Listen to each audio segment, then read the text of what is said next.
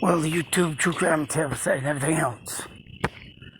Tonight we're going off a little bit of everything else because I decided I wanted to do a couple movie reviews. And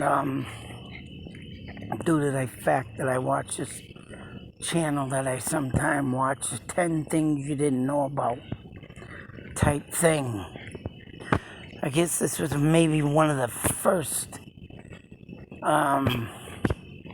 posters made for this movie, Better Off Dead, John Cusack.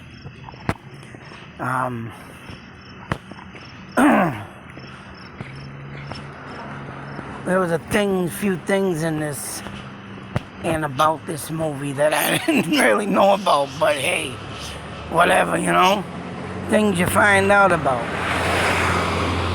I mean, I might shoot in the channel name in the description box for anybody who wants to check out this guy's channel. But supposedly the director of this movie and writer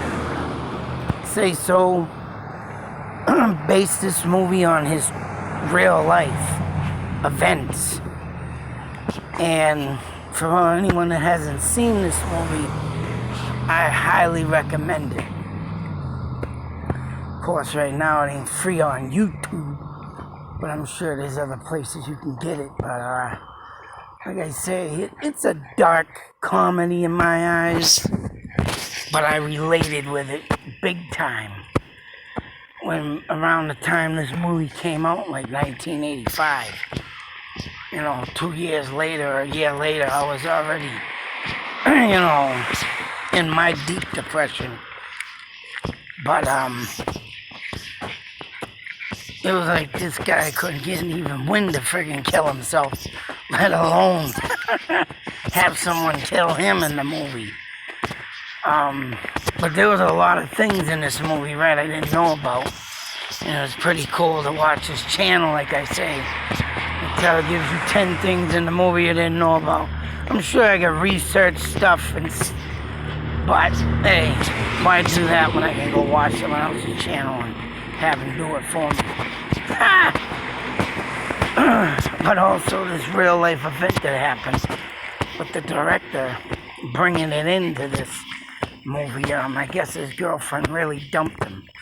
And for those that didn't know the movie or haven't watched it, yeah, John Cusack gets dumped. I mean, of course, I'm not going to tell you the whole movie. Another thing that lightens up this movie is Booger from Fred Dawson. I think that's his name. From Revenge of the Nerds. Of course, back in them days, man, the teen movies were, like this guy said, they were booming, man. They were awesome to watch, But, like Teen Wolf, this came out, 2 years after Fast Times at Ridgemont High. And they even said they were trying to go with that in some ways, try to get something like that. But, yeah, they didn't get it. But it was its own classic awesomeness of a movie. And I mean, yeah, John Cusack, the director, and Henry Winkler, a.k.a. Arthur Fonzarelli, he got into this movie, the writing of it, and wrote and read it. I mean, the director showed it to him because they were good friends, and he gave it a thumbs up, and they both wanted John Cusack to play in this. But on the 10 things you didn't know about, I won't reveal everything, but the Picture Warner Brothers, I believe, that did this, didn't want him as the main character. But they fought and they won. And I think they couldn't ask for a better actor to play this part. And there's another thing I didn't know about Jess. It was about around the time, John Cusack's, acting career was kicking off. But, I don't know. I just know I related with this movie big time. And one scene, they bring animation in this movie too. And hell, why not? They did it with Roger Rabbit. That was an awesome movie. And Come to find out, I found out notary people. That person who friggin' wrote that movie came from Harvard, Mass, mind you. It was like, what the guy who wrote Roger Rabbit, if you look in the, say so, Wikipedia, and notary people in that town. And the guy who wrote Roger Rabbit came from Harvard, Mass. But this was, you couldn't ask for a better cast either.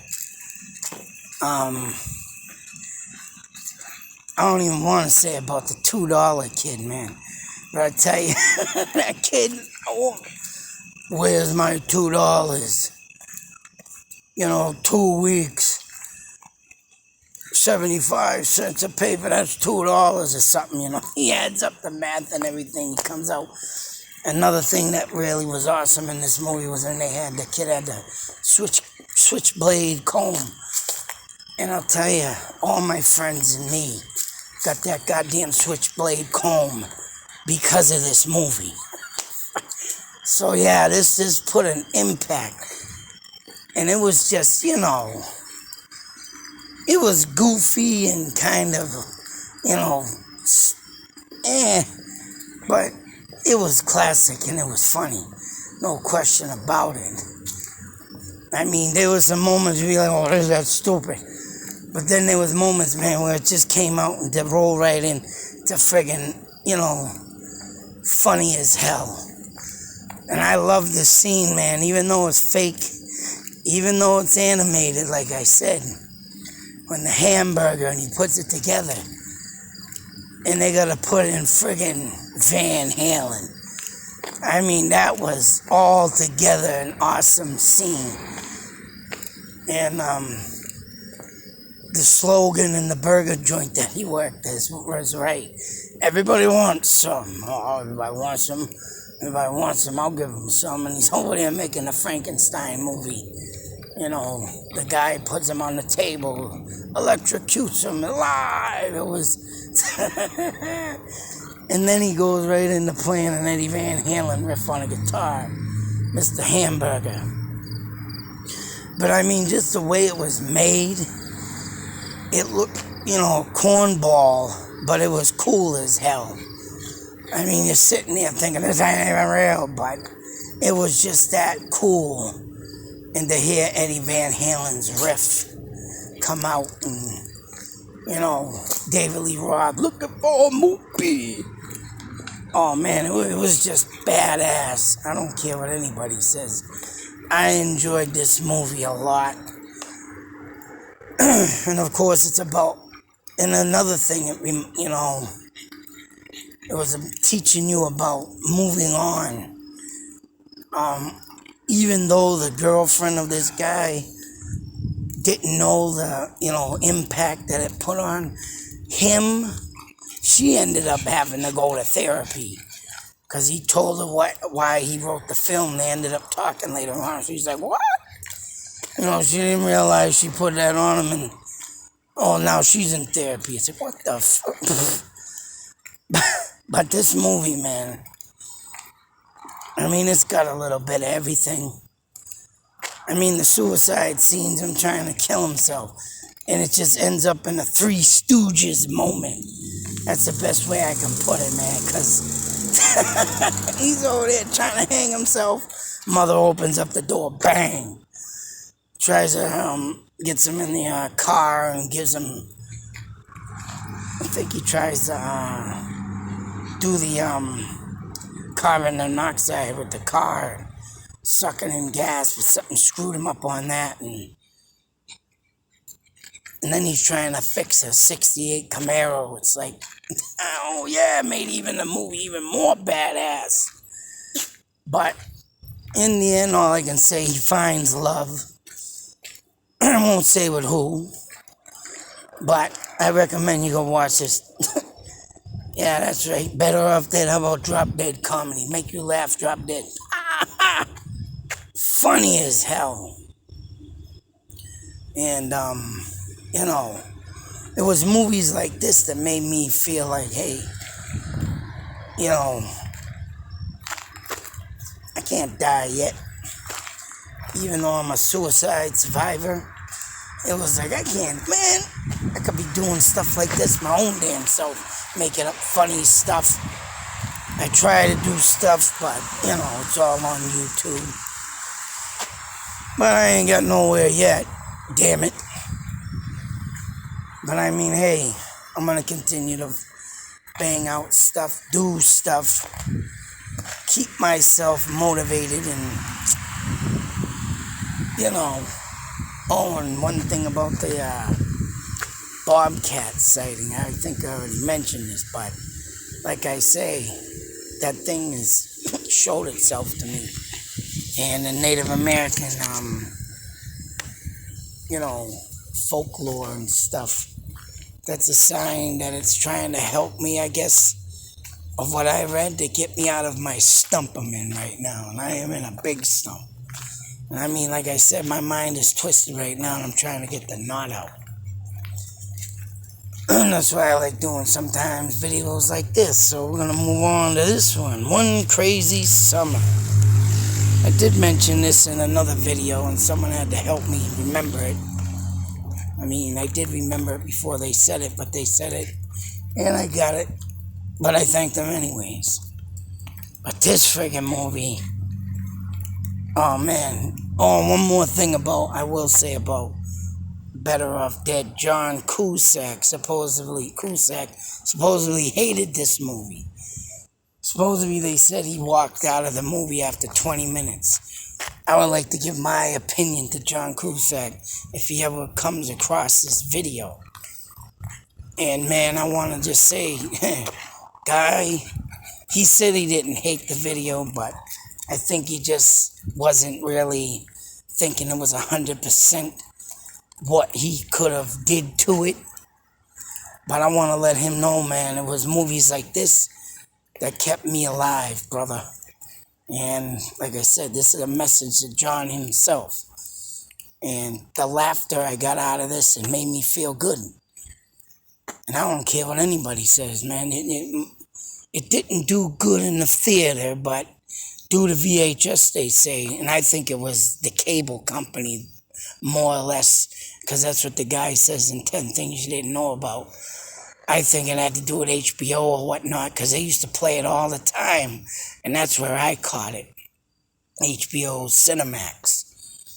And every time this movie would come on, or when I would see it on the TV guide, I would always try to get to watch it, and that's what this movie means to me, man. And I just want to let John Cusack know that, brother, and that this movie is like a lifesaver to me. And especially the next one, because the director and John Cusack went on to do One Crazy Summer. Of course, they had to throw Booger back in there, and that was awesome. And this one, man, this is the one I was talking about in my videos about how we're sitting at the table like the guy in this movie with his hair sticking up, and he's got an ashtray or a fucking table full of cigarettes, trying to wait and all in suspense to win that contest. He finally wins the contest. He finally gets through, and then the phone comes out the friggin' wall.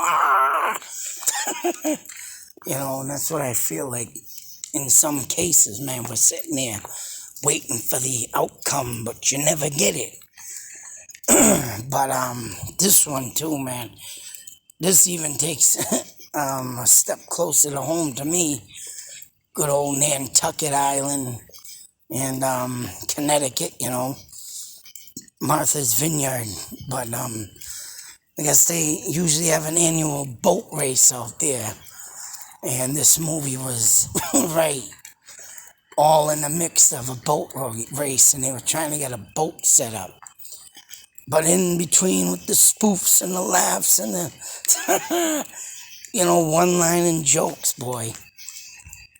This movie's just as, good as the other one. And I'm glad John Cusack got together with this director and do both these movies.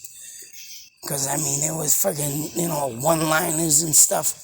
And like I said, the kid with the $2 and us getting the switchblade comb and everything when we were back in the day. These movies put an impact on. I know me and my friends, because we used to try and do everything what they did in these movies, whether it be jokes or busting each other's chops. We'd always try and copy the movie. And because it was funny, it was damn good. But I love it when they go to crescent the boat in hand, they hit the boat finger gets a hole in it. Yeah, it's like, yeah, man, you bunch of dopes, what are you doing? They didn't make that good enough. But, yeah, shit. I mean, if you need a good laugh, I recommend you pull out both these movies, watch them back to back. And this is kind of like a love story too, Teach you about love and how you should only be with one person. That's right, that's what I get out of it. But I don't recommend you going off and killing yourself if you get dumped. But yeah, it's just a, all in all movie that was just made at the right time. And both of them. Like I say, man, these movies were like inspirational to me. They kind of remind me of B-side movies, but you know what? They top the charts on my records, and on my charts. I mean, I can put them up there in the 10 to 15 spot, up there with 48 Hours of Beverly Hills Cop type thing. Just a little bit on the B-side though, but it's up there, man. Classic comedy, awesome one-liners, and just get your whole enchilada. And it reminds you of people that, and there's some people in these movies that remind me of people I was around, and $2, where's my $2, Just everything that was nuts back in the day, So, I mean, I give both these, what were them guys' names? Ebert and the movie guy, review guys. Them guys I used to watch a lot too when I was a kid. Stanley and Ebert, I don't remember his friggin' names. But they used to give the thumbs up and the thumbs down, and sometimes I'd be looking at them and they'd give thumbs down on the movie. Like, that movie was good. Get the fuck out of here, you stupid old farts. But I give them the Ebert thumb up. These both movies thumbs up. And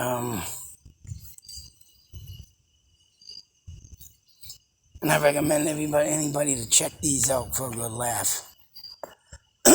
So, till that next video, I'm doing some editing, as you can see in my last videos. I'm trying to put some videos I did in Florida together and putting music.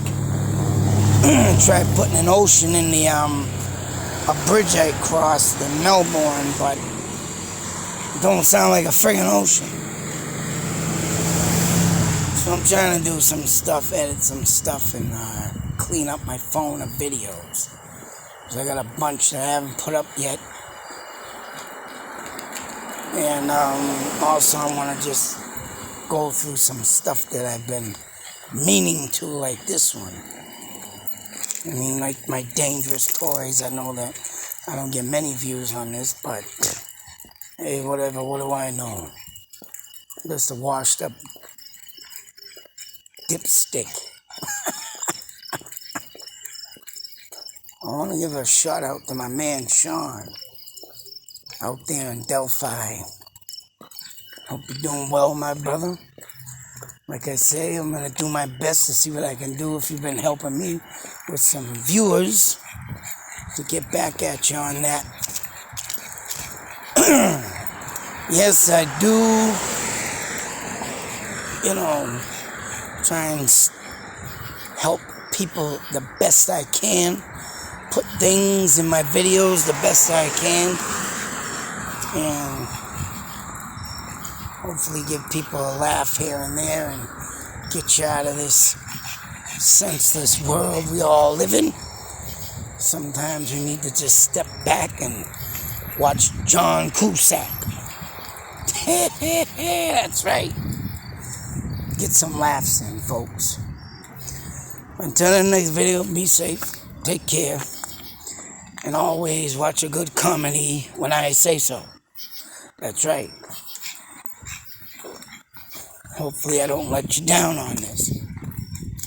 Everybody needs a good laugh here and there. I know I do. I'm telling you, my head's in a knot right now, and I'm trying to break free from it. And it's kind of tough, because there's more crap that fills up in front of me. And I keep falling in it, stepping in it, and sometimes running into the wall of it. But I'm hoping to get out of it soon, folks. So until that next video, out.